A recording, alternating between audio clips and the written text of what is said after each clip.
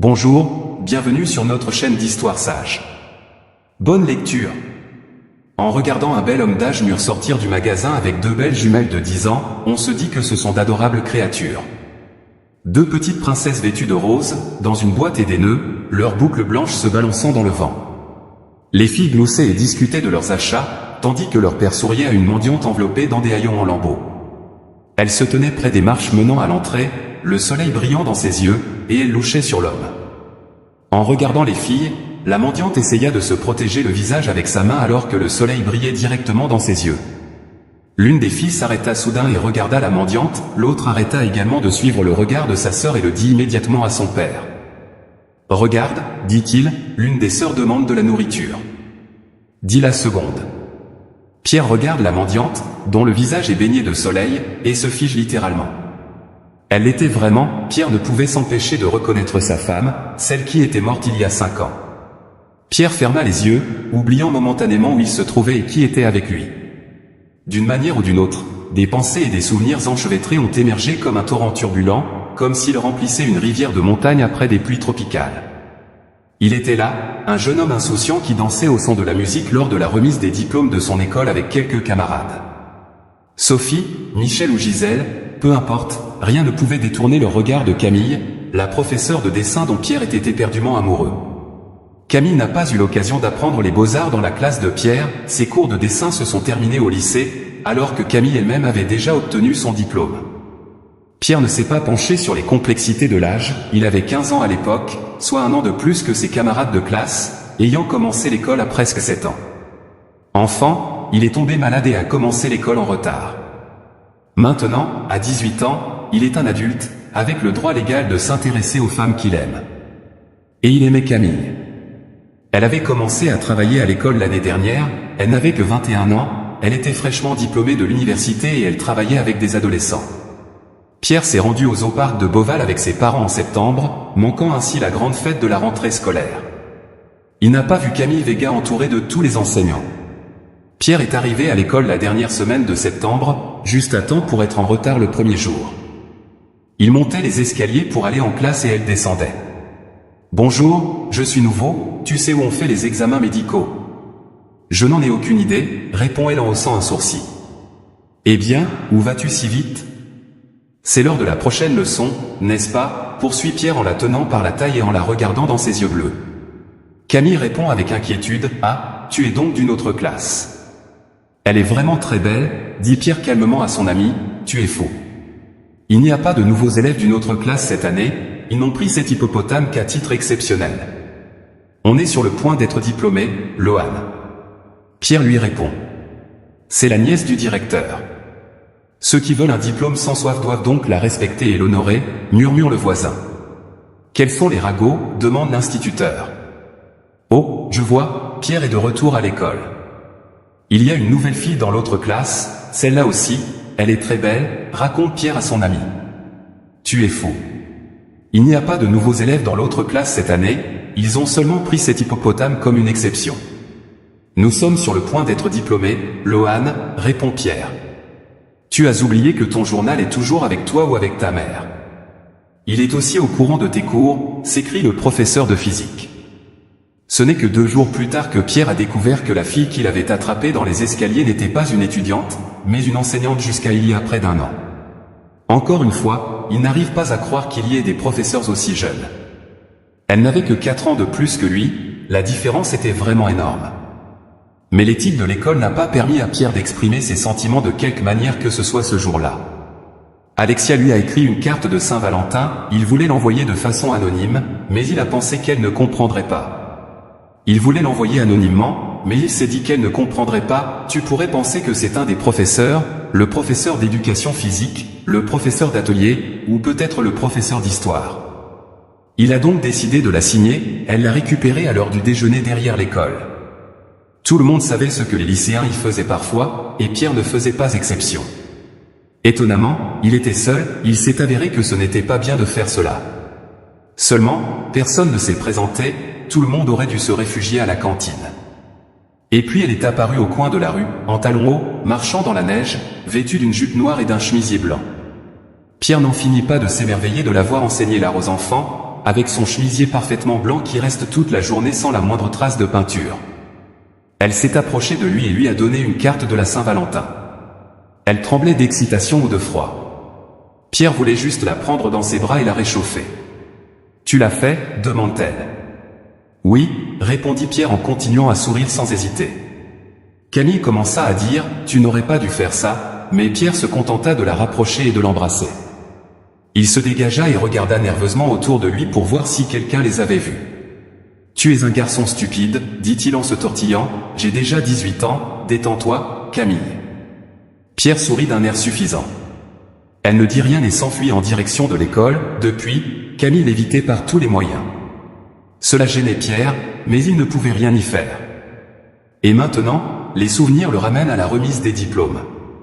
Il dansait avec quelques camarades de classe, mais il ne pouvait détacher son regard de Camille. Une fille en remplaçait une autre, elle dansait après la danse. Et puis le DJ a annoncé que ce serait un slow. Pierre était adossé au mur, elle se leva de la table où étaient assis tous les professeurs et se dirigea vers lui, exactement vers lui. Il lui prit la main et la conduisit au centre de la pièce, ses mains se posèrent sur son épaule et ils tournèrent lentement autour de la pièce. Pierre ne se rendit même pas compte que la danse était terminée et qu'elle s'éloignait un peu. « Lâche-moi, tout le monde regarde, dit-elle doucement. Pierre détendit ses bras et ils glissèrent de sa taille. « Pourquoi ne pouvons-nous pas danser ?» sourit-il en réponse au regard surpris des professeurs. Camille n'en fit rien. « Vous avez été surpris ?» commenta le directeur dans un silence complet. « Ah, commençons. Aujourd'hui, ce ne sont plus des élèves, dit-elle calmement. Les souvenirs que nous avons transportent instantanément Pierre du passé vers le futur et inversement, dès qu'il a pu se tenir sur les marches de la boutique. Seules les paumes chaudes de ses filles sur ses mains le maintiennent en place. En fait, ça y est, Pierre a démissionné, dit Camille dans l'embrasure de la porte en entrant dans la pièce. Pourquoi ? Pourquoi a-t-il démissionné ? Je ne supporte plus ces regards pénétrants et ce mutisme. Mais qu'en est-il des enfants ? On est en milieu d'année, lui rappelle Pierre. Il y a beaucoup de diplômés qui veulent prendre ma place, et ils trouveront quelqu'un qui se préoccupe des enfants des autres. Les gens, quand est-ce qu'on va se marier ? Quand est-ce qu'on va avoir un enfant ? Dit Pierre en la prenant dans ses bras et en commençant à faire le tour de la pièce, comme la première fois qu'il l'a vue dans l'escalier. Ils vivent ensemble depuis 2 ans. Pierre est exempté du service militaire en raison de son état de santé, bien qu'il ne sache pas si sa santé est vraiment mauvaise ou si ses parents ont obtenu des certificats. Mais ce n'était pas si important, depuis le jour de la remise des diplômes, ils étaient ensemble. Camille a été condamnée par tout le conseil de la faculté. Elle s'est obstinée à se défendre, à défendre son droit de ressentir, son droit d'aimer et d'être aimée pendant 2 ans. Mais lorsque Camille a appris qu'elle était enceinte, elle a réalisé que son propre enfant était bien plus important que toute l'éthique et la formation pédagogique. Elle n'aurait pas de congé de maternité, mais elle ne voulait pas travailler avant le congé de maternité. Dans cet environnement, comment serait l'enfant ? Névrosé, psychopathe, tout de même.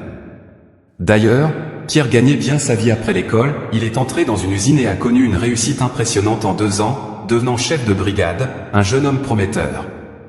Ils avaient aussi tout le temps de colorier leurs photos. Puis ils ont appris qu'ils attendaient un jumeau. Pierre riait et était heureux comme un enfant, tandis que Camille pleurait toute la nuit à cause des hormones. Elle craignait que son jeune mari ne trouve une beauté de son âge et la laissait seule avec les enfants. « Qu'est-ce que tu racontes, Camille ? Tu ne me ramènes que 4 ans en arrière, 4 ans seulement, lui assure Pierre. Nous sommes de la même génération, nous sommes contemporains. Quel genre de fille je chercherai et surtout quand ? J'aurai un travail stable, tu veux dire que je suis assis sur ton cou ? Camille a pleuré, ou plutôt pas elle, mais ses hormones déchaînées. Pierre comprend et ne se fâche pas avec sa femme. Ils se sont mariés dès que Camille est tombée enceinte, et maintenant ils sont vraiment mari et femme. Des jumelles sont nées, Émilie et Emma, des petits anges adorables. Elle aurait pu vivre heureuse, mais Camille, s'il disparaissait, semblait mourir sous ses yeux. Il s'arrangeait pour dormir jusqu'à midi et se dépêchait de faire le ménage pour que Pierre, en rentrant du travail, croie qu'il n'avait rien fait. Les filles pleuraient dans leur lit, Camille n'avait bien sur le temps de rien, et la peinture et la création ne l'étouffaient plus. Pierre pouvait vivre ainsi. Quand les filles avaient 4 ans, Camille était déjà dépendante de la boisson, et Pierre l'a vu. Il a tout supporté, il l'a fait pour les filles, pour lui, il les aimait encore. Camille pendant 1 an, il l'a emmenée dans des sanatoriums et des hôpitaux. On a essayé de la désintoxiquer, puis on l'a soignée à nouveau et elle est morte, comme cela se produit généralement tôt le matin, au moment le plus inopportun. On l'a appelée de la clinique où il se trouvait et on lui a dit que Camille Vega était morte, qu'elle avait fait une overdose. Comment a-t-elle pu passer? Pierre ne comprend pas. Il devait la faire sortir demain. Nous avions commandé un gâteau pour elle avec les filles.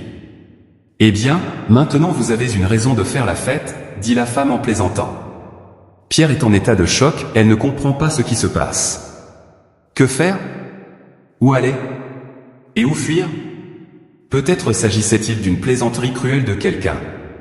Après l'enterrement, il a failli se noyer dans l'alcool, mais il s'en est remis à temps.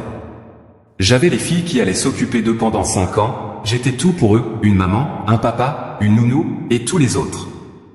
Combien d'efforts ont été nécessaires pour expliquer aux filles ce qui était arrivé à leur mère, qui veillait désormais sur elles depuis le ciel et vivrait toujours dans leur cœur, quoi qu'il arrive. Ils se remettaient peu à peu, et maintenant, quand tout s'était calmé, quand 5 ans s'étaient écoulés depuis cet appel monstrueux qui avait divisé leur vie en un avant et un après, quand la douleur s'était apaisée, il voyait sa femme vivante et en bonne santé. Enfin, peut-être pas complètement, mais quand même. Et ses pensées n'étaient pas seulement embrouillées dans sa tête, elles couraient dans un désordre chaotique, essayant de sortir, déchirant sa tête en morceaux. Comment cela était-il possible? Au début, il avait pensé qu'elle était peut-être dans le coma, morte vivante, et qu'elle avait réussi à sortir du tombeau. Et maintenant, elle ressemblait à un zombie sans savoir qui elle était ni où elle vivait. Puis Pierre se dit que ce n'était peut-être pas elle, mais une sœur jumelle dont elle ignorait l'existence et qui avait été séparée dans l'enfance. Après tout, elle avait elle-même donné naissance à des jumeaux. Camille, c'est toi, Pierre? Mes amours, s'exclame-t-elle en courant vers eux, tombant à genoux et les embrassant. Papa, qu'est-ce que tu fais? Demande l'une des filles. Papa est tombé du ciel, demande l'autre fille. Après la mort de leur mère, Pierre et les filles ont déménagé dans la capitale pour changer d'environnement et se remettre de cette perte. Pierre a trouvé un emploi et a décidé de créer sa propre entreprise. Il n'était pas très riche, mais il vivait bien, en un mot, pas mal, et il n'aurait jamais pu imaginer qu'une telle rencontre les attendait dans la capitale, à en juger par la réaction de cette mendiante, c'était bien la même Camille. Ce n'est pas une sœur, ni un double père, on ne la quitte pas. Pierre, à peine remis de ce qu'il a vu et des souvenirs qui lui reviennent, s'approche de la sans-abri, pardonnez-moi, s'il vous plaît, pardonnez-moi. Vous tous, marmonne le mendiant, assis dans sa belle et luxueuse voiture, chez lui. Il s'est rendu dans la salle de bain pour se laver. Pierre a pris les aiguilles qu'il portait, les a mises dans un sac et les a jetées à la poubelle. Au départ, il voulait acheter des vêtements pour lui donner de l'argent et lui demander de ne plus apparaître dans leur vie, mais quand Pierre a vu l'étincelle dans les yeux de ses filles, il a décidé de reporter sa décision. Des cas comme celui-ci, où une mère décédée ressuscite au bout de 5 ans, étaient rares aujourd'hui. Assis, une serviette sur la tête, enveloppé dans une luxueuse robe de chambre, dégageant une agréable odeur de shampoing et de savon, qui ne provenait pas d'une salle de bain improvisée, Pierre voyait sa femme. Indubitablement, devant lui, sa femme ressuscitée était la même Camille, et il fallait qu'il fasse quelque chose quand les filles étaient collées de part et d'autre et qu'elle les embrassait en leur demandant pardon. Les filles ne comprenaient pas ce que faisait maman, comment c'était là-haut au ciel, demanda-t-elle à l'une de ses filles. Mes amours, répond Camille, très mal à l'aise. Pourquoi maman a-t-elle demandé aux filles, Dieu n'existe-t-il pas? Au ciel, oui, c'est vrai, mais le plus important, c'est que tu n'y étais pas, répond Camille. Je n'arrive pas à croire que tu ne les aies pas vus depuis si longtemps, comme ils sont devenus beaux, ils sont devenus mes préférés. Maman, ça t'a fait mal quand il est tombé du ciel, demanda l'une des filles.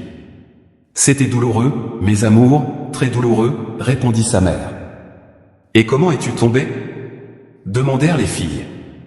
Eh bien, j'étais assise sur un petit nuage et je veillais sur eux. Soudain, j'ai voulu m'approcher pour mieux les voir. Je me suis penché plus près que je n'aurais dû et je suis tombé, répondit Camille. Pierre observait toute la scène, se demandant ce qui était arrivé à sa femme, ce qui n'allait pas. Et comment elle avait survécu. Il se rendit compte qu'il était impossible d'en parler devant les filles. Les filles, maman et moi allons au magasin, elle a besoin d'acheter des vêtements. Et vous, vous restez à la maison pour l'instant, dit papa. Alors on va faire des biscuits au citron, se réjouissent les filles. Bien sûr que oui, mais ne brûlez pas l'appartement, dit leur père en quittant la boutique où Camille était entrée en robe de chambre. Pierre se rend compte qu'il n'est plus différent de la femme qu'il a enterrée il y a 5 ans, comme si ces 5 années n'avaient jamais existé.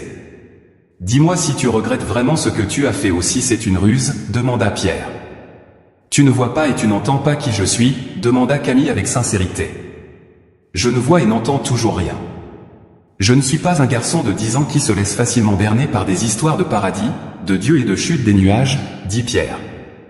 J'ai besoin de connaître la version complète et, surtout, de savoir que vous allez voir tout ce qui s'est passé.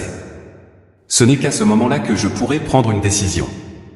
Je ne pense pas que tu aimeras la version complète de tout ce qui s'est passé, dit Camille. Il s'arrête dans un petit café où il n'y a pas grand monde. Pierre commande un café et un bonbon pour Camille. Mon Dieu, ça fait combien de temps? Il y a si longtemps que je n'ai pas bu de café, s'exclame Camille. J'ai l'impression que tu es vraiment passé de l'autre côté, pas au paradis, mais dans... Mince alors, commande Pierre. Tu as presque raison, dit Camille d'un air mystérieux. Alors peut-être que tu peux me dire ce qui t'est arrivé et comment ça s'est passé, insista Pierre. Eh bien, attendez un peu. N'insistez pas, laissez-moi réfléchir, dit Camille. Ce n'est pas si simple. Il faut que je t'avoue que beaucoup de choses ont été tues. Pendant un moment, Camille se contenta de regarder mystérieusement au loin, de remuer son verre avec une cuillère, de toucher le gâteau, tu sais, dit-il soudain, sans regarder Pierre, j'ai eu un fils avec. J'ai eu un fils avec. À ces mots, Camille fixa Pierre, comme pour vérifier sa réaction, puis détourna le regard. J'espère que ce n'était pas papa, dit-il en réfléchissant à ce que j'avais entendu. Bien sûr, Camille n'a pas répondu. Alors qui c'était, demanda Pierre, comme s'il était le seul homme de la planète à pouvoir engendrer des enfants. Tu sais, je suis tombée amoureuse, dit Camille. Puis ils restèrent silencieux un moment, et au moment où Pierre allait prendre son courage à 2 mains pour dire, si tu ne veux pas parler, ne le fais pas ici, tu as de l'argent. Va-t'en, je vais chercher ce qu'il faut dire aux filles. Je leur dirai qu'un nuage est passé et t'a ramené au ciel. J'allais ouvrir la bouche quand Camille a explosé. Apparemment, elle avait besoin de se défouler à ce moment-là. Le jour fatidique, il s'est avéré qu'elle se promenait le long de l'avenue centrale de la ville, dont elle ne se souvient plus. À l'époque, j'étais stupide et naïve, je croyais aux contes de fées, je croyais que j'étais une grande artiste et que tout se passerait bien pour moi. Elle passait à l'endroit où l'avenue se divisait en 2 et où il y avait un boulevard entre les 2 voies. Probablement depuis le jour de la fondation de la ville, les artistes de rue sont localisés. Camille aimait bien s'y promener avant. Déjà, lorsqu'elle était étudiante, elle admirait l'audace des œuvres des artistes de rue, leur originalité et leur rapidité d'exécution. Une fois, la jeune fille était assise sur une chaise pliante et avait déjà dessiné en 2 ou 3 traits un nez en forme de bouton sur un morceau de carton. 2 fois, la jeune fille regardait déjà le monde avec les mêmes yeux brillants que le trait original, ici, là, et le portrait était prêt, un bon portrait, authentique, de ceux que l'on peut accrocher au-dessus de son lit dans un cadre. En ce jour, qui lui semble décidément heureux, elle s'arrête devant un tableau représentant un arbre. Il semblait flotter joyeusement dans l'espace, des planètes enchevêtrées dans ses branches et ses racines, fusionnées avec l'obscurité du vide, sans terre ni sol. C'est l'arbre de vie, dit l'artiste en s'approchant. Mademoiselle, vous êtes si belle. Voulez-vous que je vous fasse un portrait? Merci, mais non. Au fait, je suis aussi une artiste, dit-elle. Oh vraiment, qu'est-ce que vous dessinez? Je vous connais. Il posa une série de questions tout en calmant la vigilance de la jeune femme. Camille avait beaucoup lu sur les artistes talentueux et surtout célèbres qui connaissaient l'art de l'hypnose et la possédaient même à un niveau intuitif. L'application pratique attirait des jeunes gens dans ses études et en faisait des modèles. Les mannequins professionnels sont rares, leurs prestations sont chères et presque identiques dans le type et la forme, avec une légère touche de vulgarité et un penchant pour les boissons fortes. Les visages frais et les figures virginales manquent dans le domaine de l'art. Camille avait lu tout cela, mais qu'est-ce que ça voulait dire contre l'hypnose alors qu'il avait déjà la main sur elle et qu'il la caressait doucement? Et maintenant, elle était assise comme une petite fille sur une petite chaise, et il faisait son portrait presque sans regarder la toile, simplement en la regardant dans les yeux. Malheureusement, il ne garde que les croquis des années universitaires, dit Camille. Pourquoi, demanda l'artiste, n'ai-je pas de temps libre? Au début, mon travail de professeur de dessin à l'école me prenait beaucoup de temps, puis une famille, un mari, des enfants jumeaux. Camille sent que sa conscience s'estompe, mais elle tente encore de résister. Pourquoi? Quel est l'intérêt de tous ces tourments? Elle rentrerait à la maison et les filles seraient probablement là. Pierre irait les chercher à l'école maternelle, je devais faire face à toutes ces pensées. Il ne se contente plus de se promener dans sa belle tête, il s'y installe et s'y enracine. Quand cela s'est-il produit? Demanda Pierre. Et les veines de son front palpitaient d'une colère à peine dissimulée. Je ne me souviens pas, j'avais 1 an et demi, peut-être 2, dit Camille distraitement. Quel cauchemar, répondit-elle. Pierre, comment ai-je pu rater tout ça? Comment ai-je pu passer à côté? Je croyais que ça avait commencé quand tu avais 4 ans, tu es naïf, sourit Camille avec dédain.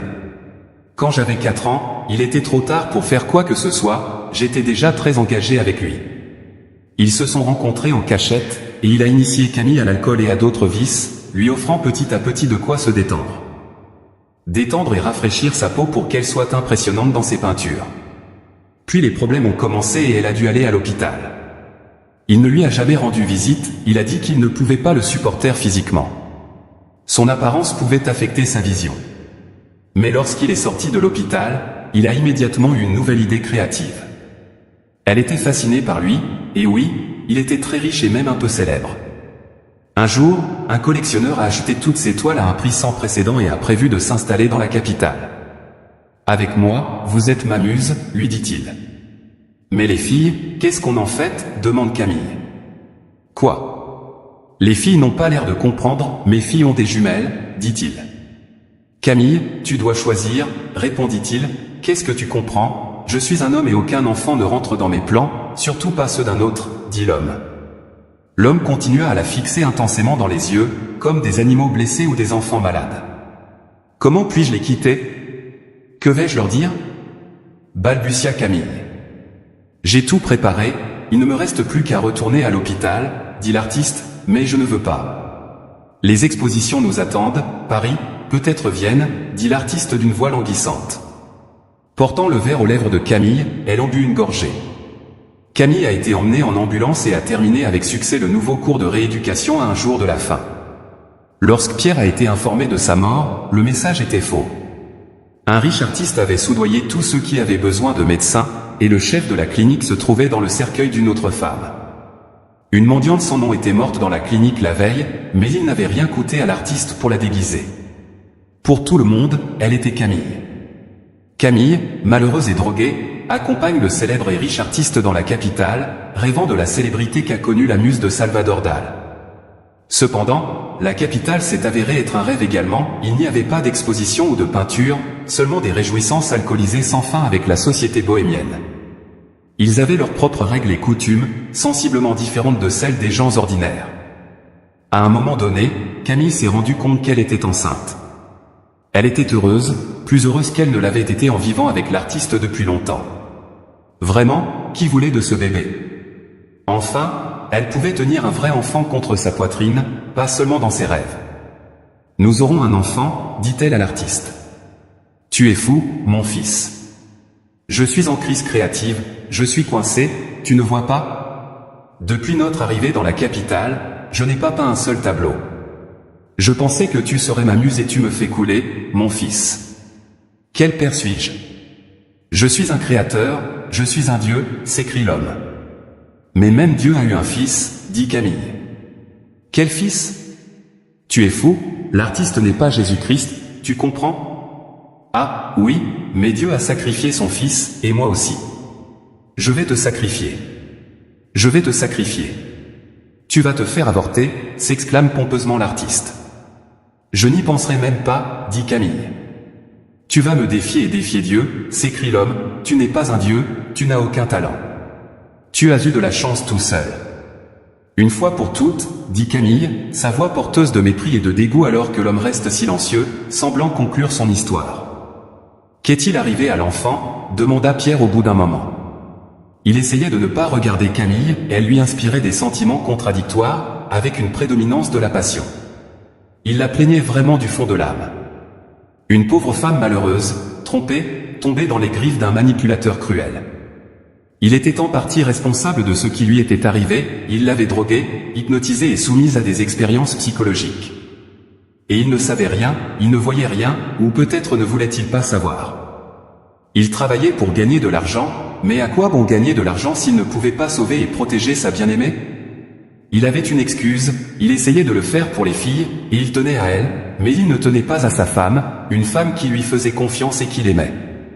Pierre était sur le point de pleurer, alors il essaya de ne pas regarder l'enfant Camille. « Il n'y a pas d'enfant, dit-elle. Après que j'ai refusé de me débarrasser de lui, elle est devenue furieuse. Comment oses-tu discuter avec un Dieu ? Se dit-il. Dieu a juste dit que j'étais jeté comme un vieux balai. Non pas parce que j'ai refusé de me débarrasser de l'enfant, mais parce que j'ai osé la défier dans sa stupide rage animale. L'artiste a déversé toute sa colère sur la femme sans défense et l'a simplement jetée à la rue, sans aucun moyen de subsistance. Il l'a jetée comme un projet raté, comme un chiffon, comme une toile abîmée, comme un tableau qui n'a pas marché. À un moment donné, il a compris que cela ne marcherait jamais. Camille a perdu son fils, elle a fait une fausse couche. Elle est entrée à l'hôpital en rampant. On lui a donné les premiers soins, puis on l'a jetée dehors. Personne ne voulait garder une femme sale et impure sans assurance maladie ni police d'assurance médicale. À partir de ce moment, Camille a dû errer dans l'hôpital, ramasser des bouteilles, dormir dans des caves et des abris. Elle côtoie les mêmes marginaux et devient même l'une d'entre eux.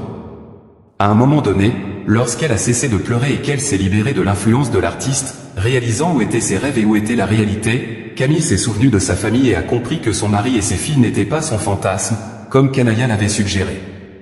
Elle se rendit compte qu'ils étaient réels, la seule vraie vie qu'elle avait perdue à cause de sa folie. Camille voulut revenir en arrière, mais se rendit compte qu'il était trop tard. Comment regarder Pierre et ses filles dans les yeux? Après tout, que leur dirais-je après une si longue absence? Elle la croyait morte, et comment irait-elle de la capitale à la ville où elle les avait laissés? Le temps a passé, peut-être Pierre était-il marié et les filles avaient déjà une autre femme pour mère. Avaient-ils le droit d'envahir leur vie et de semer la confusion? Tant d'années se sont écoulées. Oh, mon Dieu! Elle ne savait même pas exactement depuis combien d'années ses proches étaient persuadés qu'elle était morte. Je n'ai décidément pas le droit de revenir en arrière et de demander pardon, se dit Camille, et elle est restée dans la capitale. Elle essaya cependant d'éviter les commerces de proximité et les groupes de sans-abri. Camille savait déjà qu'elle n'y trouverait rien de bon. La femme s'installa donc dans un sous-sol relativement sec, et y vécut très discrètement pour que personne ne la remarque. Elle mendiait dans la boutique et dans les églises, mais sa nourriture était à peine suffisante et ses vêtements étaient des haillons. Camille priait maintenant avec ferveur, essayant de ne parler à personne, seulement à Dieu. Elle n'allait pas à l'église, elle avait peur de profaner le lieu saint par sa présence. Elle priait dans le quartier et demandait l'aumône. La seule chose qu'elle demande au Tout-Puissant, c'est la permission de revoir ses filles dans sa vie. Miraculeusement, un jour, Camille les a vues sortir de la boutique où elle avait l'habitude de commander de la nourriture. J'avais peur de ne pas les reconnaître, mais il ne faisait aucun doute qu'elles étaient aussi belles qu'elles l'étaient devenues. Camille était tellement absorbée par ses filles qu'elle n'a pas fait attention à Pierre. Elles sortirent de l'ombre et se mirent à la lumière du soleil pour mieux les voir. C'est alors qu'une des filles la remarqua et la reconnut miraculeusement après tant d'années. Ils furent surpris et se regardèrent. Les filles ont dit quelque chose, mais Camille n'a pas écouté. Elle ne pouvait que remercier Dieu d'avoir entendu ses prières, même si elle priait dans la rue et non au temple. L'essentiel, c'est que le temple soit en vous, et non vous dans le temple, pense Camille. Elle courut embrasser les pieds de ses filles et de son mari. Il conviendrait peut-être maintenant de dire ex-mari. Camille faillit perdre connaissance lorsqu'il s'approcha d'elle. Elle était sûre que, comme beaucoup d'autres, il la rejetterait et dirait des mots offensants. Mais il s'est approché d'elle, l'a fait monter dans la voiture et l'a ramenée chez elle. Les filles étaient si heureuses de la voir, c'était le vrai retour de la mère prodigue. Je ne pouvais plus attendre. Pierre m'a demandé, vous voulez peut-être en savoir plus sur moi? J'aimerais bien, mais je crains de ne pas en avoir le droit, dit Camille. J'ai été marié, répond Pierre, mais non. Ça a marché, vous vous souvenez, il était persuadé d'être veuf quand Pierre a fini par comprendre à temps qu'elle ne pouvait pas s'enivrer et devenir quelqu'un comme Camille et qu'elle avait 2 filles que personne d'autre ne pouvait aider. Il commença à réfléchir à leur avenir et réalisa rapidement que les filles avaient besoin d'une seconde mère, n'importe quelle mère, pas la vraie, mais l'histoire commença quand même. En faisant des recherches, Pierre a découvert que l'institutrice de l'école maternelle où allaient les filles était célibataire et il a pensé qu'elle était une meilleure candidate qu'elle. Il a commencé à la courtiser, lui offrant des cadeaux et l'invitant à dîner. Lors de ces réunions, les filles ne savaient évidemment rien de ce qui se passait. Théodora accepta le flirt de son père solitaire et son cœur finit par fondre, il la demanda en mariage et Théodora accepta sans hésiter. Mais maintenant, ils ne savent pas comment le dire aux filles. Les filles commencèrent à se plaindre à leur père de ce que Théodora, leur gardienne, avait commencé à les maltraiter pour une raison ou pour une autre. Elles ont été réprimandées plus souvent, peut-être qu'elles se comportent mal, commenta leur père, pensant secrètement que Théodora pouvait agir ainsi pour que personne ne se doute de rien. Ils se marièrent sans trop de problèmes. Lors du mariage, comme pour Camille, ils ont fait une demande et se sont mariés à l'état civil. Il fallait maintenant tout raconter aux filles, mais la jeune mariée n'était pas pressée d'emménager avec son mari. Elle a d'abord exigé que Pierre se débarrasse des filles, qu'il les envoie en pension, mieux encore, qu'il les confie à un orphelinat. Pourquoi aurais-je besoin des filles d'un autre alors que je suis tout à fait capable d'avoir les miennes, dit Théodora, mais elles sont ma chair et mon sang, comment pourrais-je faire autrement? Tu comprends? Pierre s'est demandé, combien de fois devrais-je te le demander? Ne m'appelez pas Estéa, je ne supporte pas ce nom. Je suis Théodora, point final. Appelle-moi comme ça. N'oublie pas, ma chérie, tu n'es pas au jardin d'enfants, lui a dit Pierre, peut-être. Je devrais t'appeler par ton nom de famille comme l'un de tes élèves, Théodora Sante. Ce fut leur première et dernière dispute. Pierre s'est rendu compte qu'il avait fait une erreur et a demandé le divorce. Le mariage a duré environ un mois et les filles n'ont jamais appris que leur père et la personne qui s'occupait d'elles s'étaient mariés. On comprend alors pourquoi, en même temps que la fréquentation, l'attitude de la nourrice à l'égard des filles a changé, la tentative d'avoir une deuxième mère à la maison a échoué lamentablement. Pierre a retiré les filles de la crèche et le déménagement dans la capitale s'est avéré être une décision fatale. Pierre a engagé une nounou pour les filles, qui s'est occupée d'elles avant et après le jardin d'enfants, et a promis de ne pas s'engager dans des relations amoureuses.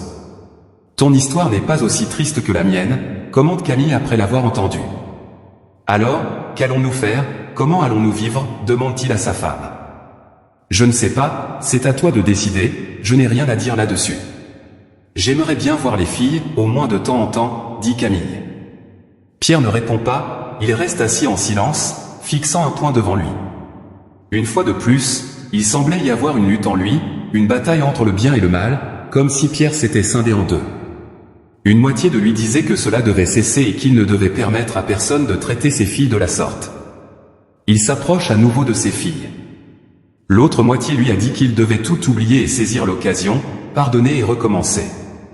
Curieusement, nous ne savions toujours pas quelle pensée était bonne et laquelle ne l'était pas. Mais je devais prendre une décision. Ici et maintenant, retraumatiser les filles était insupportable. Il était donc franchement plus facile de leur dire que leur maman était tombée d'un nuage. Pierre se battait avec lui-même. Camille a compris ce qui se passait, elle ne s'est pas précipitée. Ils avaient déjà bu 10 tasses de café chacun et n'avaient pas encore fait leur facture quotidienne. Camille se leva et alla au comptoir pour se commander un verre de lait. Elle avait besoin de neutraliser la quantité de café dans son corps, et Pierre se détourna. Et il a compris que s'il revient avec une autre tasse de café, je lui donnerai de l'argent. Et je lui demanderai de ne pas entrer dans notre vie, elle pourra voir les filles de loin, mais si elle apporte autre chose, je lui pardonnerai et je l'accepterai à nouveau. Je regardais nerveusement Camille, qui se retournait et luttait intérieurement une fois de plus. Une partie de lui disait que c'était la tasse de café, tandis qu'une autre insistait sur le fait qu'il aimerait que ce soit quelque chose de plus curieux. Cette approche est très efficace lorsque vous ne savez vraiment pas quoi faire ou quoi choisir et que vous divisez vos priorités en votre fort intérieur. Vous comprenez clairement ce que vous voulez vraiment. La deuxième voie l'emporte largement, Pierre a bien compris. Il avait tout de suite envie que Camille reste. Que diriez-vous d'un café quand même, demanda-t-il prudemment. Pas de lait, j'ai déjà la tête qui tourne avec le café, répondit Camille, alors finissons et rentrons. Les filles doivent attendre, si les biscuits n'ont pas mis le feu à l'appartement, dit-il. Pierre sait vraiment faire des biscuits, demanda Camille avec enthousiasme, n'est-ce pas? Lorsqu'ils l'apprirent, les voisins avaient déjà appelé 2 fois les pompiers et quittèrent le café comme si rien ne s'était passé, comme si ces 5 années de séparation, d'obscurité et d'oubli n'avaient pas eu lieu, comme si une connaissance était venue déjeuner. Camille était heureuse que Pierre lui ait pardonné, et Pierre était heureux qu'il puisse lui pardonner. Ils étaient à nouveau une famille. Camille continua à prier, maintenant capable d'entrer dans l'église en paix. Elle sentait que non seulement Pierre lui avait pardonné, mais que Dieu l'avait fait aussi. Elle priait maintenant pour qu'il leur envoie d'autres enfants. D'une certaine manière, les choses ne marchaient pas pour lui. Pierre et elle comprirent que c'était la conséquence de l'incident de l'avortement, perçu comme une punition de Dieu pour avoir perdu la vigilance et s'être engagé avec cet artiste. Au moins, cette histoire a appris à Camille et Pierre à apprécier ce qu'ils avaient ici et maintenant, à se réjouir des petites joies de leurs filles qui grandissent, du pardon qu'ils ont trouvé dans leur cœur et des biscuits au citron légèrement brûlés. Merci d'avoir écouté jusqu'à la fin, n'oubliez pas de vous abonner et de nous donner un pouce en l'air, cela nous motive beaucoup. À bientôt. Si vous avez aimé l'histoire, laissez un like et abonnez-vous à la chaîne.